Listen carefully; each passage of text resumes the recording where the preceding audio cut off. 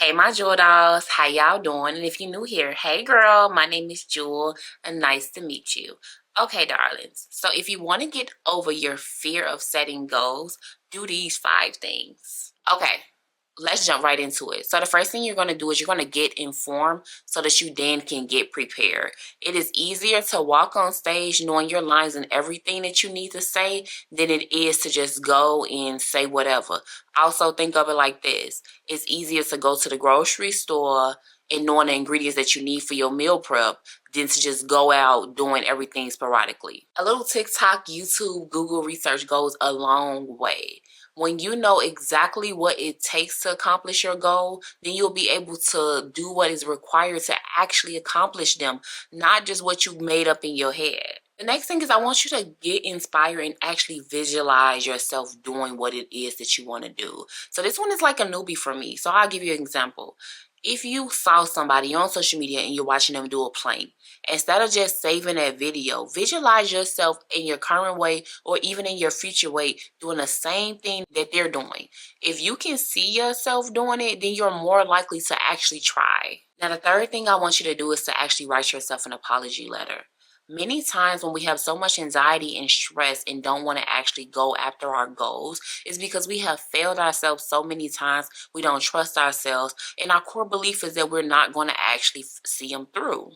So whenever you do something wrong to somebody, well, what should you do? You should apologize to them. You need to keep that same energy with yourself. Like, darling, I'll be the first to tell you, and I'm sure you heard it before, but forgiveness actually goes a long way. We often talk about forgiving others, but we have to forgive ourselves. When we're healing ourselves and we're ready to change ourselves, we got to go back and take time to figure out where did we go wrong? Where did we lose trust and belief in ourselves? And how can we change it?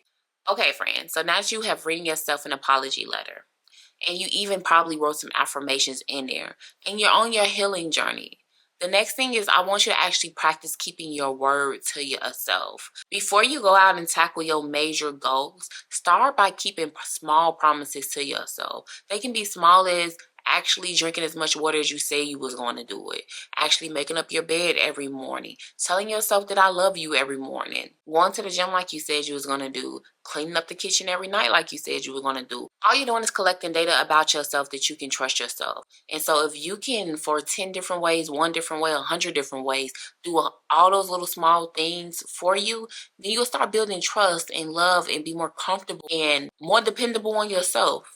Now, the fifth thing that you're going to do, this is something that I have said before, but if you're talking about making goals, I want you to actually write your goals down. Write the vision and make it plain. You're going to speak it. Power of life and death holds in the power of the tongue. And you're going to pray it. I don't have a scripture for praying it into existence, but girl, pray it into existence. And when you're praying, make sure that you ask God for strength. Be vulnerable with the Lord. Tell him your history, tell him where you are, and tell him where you're trying to go, and tell him to give you the strength and everything that you need to actually get there. Okay, girl? And so that little goodie right there will be something that I always mention when you're talking about accomplishing goals and healing the inner you. Because I'm telling you that when you give it to God, not only is he going to show out, but he's going to teach you how to show out for yourself. Okay, so I'm just going to throw in one bonus tip, which is actually one of the second most important after writing it down, is tell yourself the whole story when you're going after your goals. A lot of times we think about the graduation day. We also think about this number of the scale. We think about this giant celebration and we put our goals all into this one day. But before the graduation was years of studying. And after the graduation, you literally got to go through the interview process and find a job.